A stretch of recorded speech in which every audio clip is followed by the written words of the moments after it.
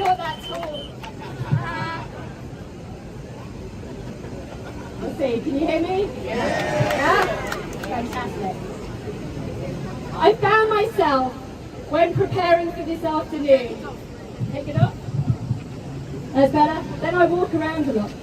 I found myself, when preparing for this afternoon, looking back to the words I spoke at JW3 in March, at a discussion following the elections, and where I first met the wonderful organisers of this demonstration.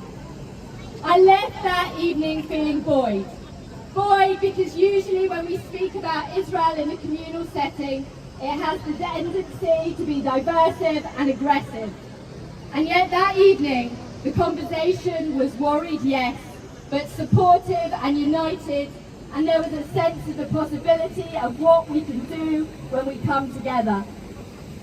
I cannot tell you the number of leaders of communal organisations that have told me that this crisis in Israel has been one of the most uniting moments, aside from anti-Semitism, in recent history.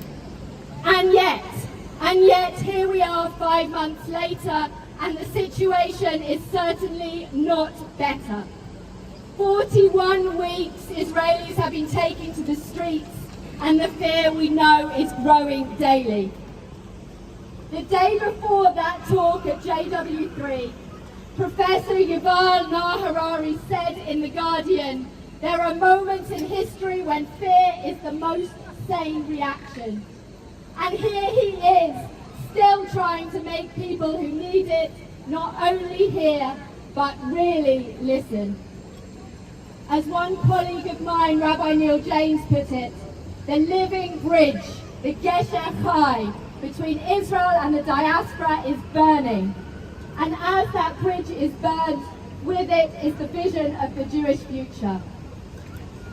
Many of my members are the only Jew in their workplace, on the street. Their children the only Jewish child in the class. They have a profound sense of what it means to be a minority, and of their identity needing to be stronger and more secure in order to protect it, and nurture this gift, and pass it on to the next generation. And then there comes a line where the relationship with Israel is making that identity harder and quieter. And so, one has to ask, would a more confident Jewish diasporic identity look more appealing without a relationship to Israel? Would there be more chance of future generations practicing Jews were that relationship to be severed? Well, as a firm believer that we have to reclaim the terms religious and Zionist from a small minority whose views of either of these terms, separately or together, look nothing like the majority of us. I would passionately and vehemently answer no. But I do understand.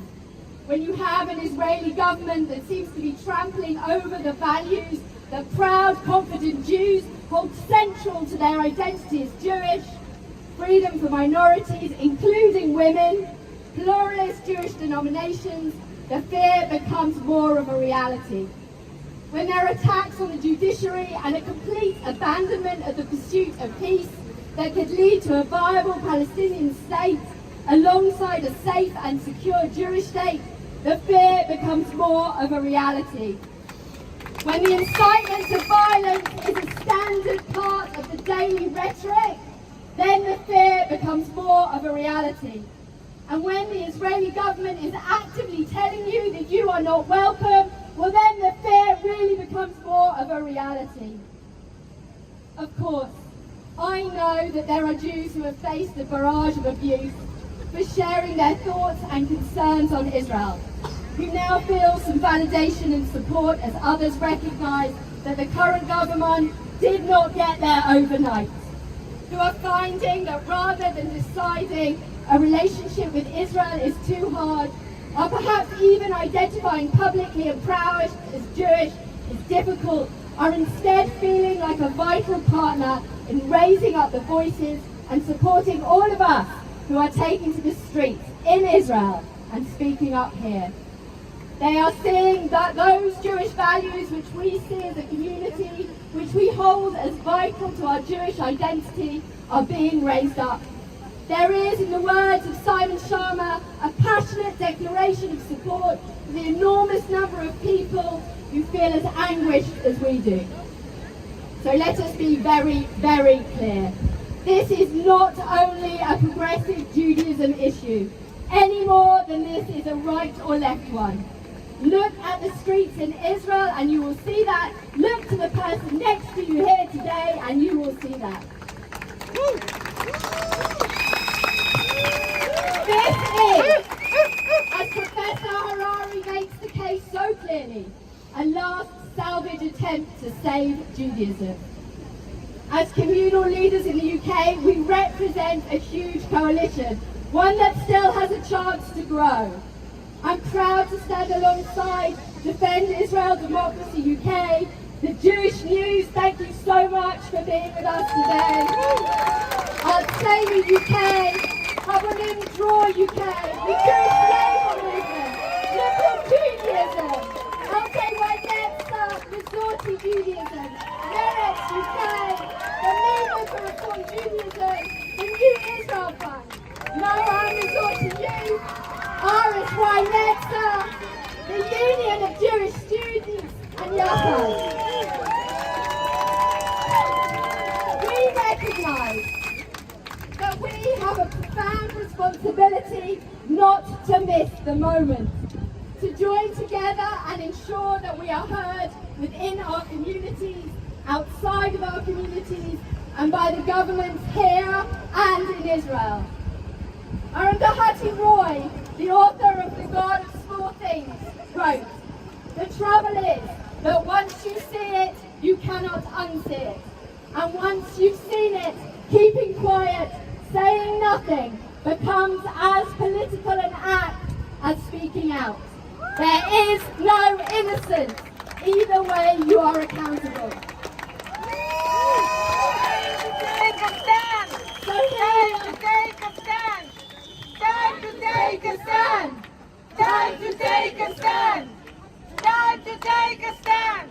So here we are, at this point in the Jewish year, where the balance of the entire world sits in our hands.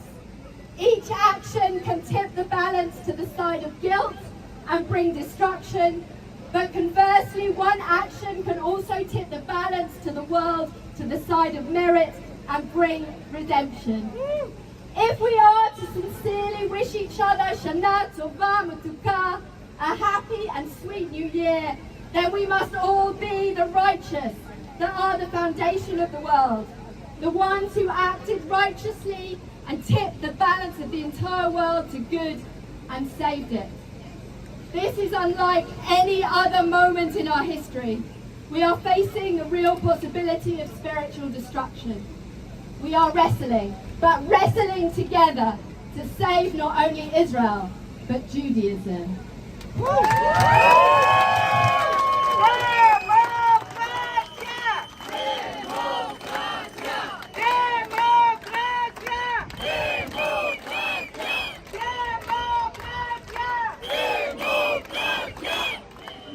Thank you, Rabbi Charley.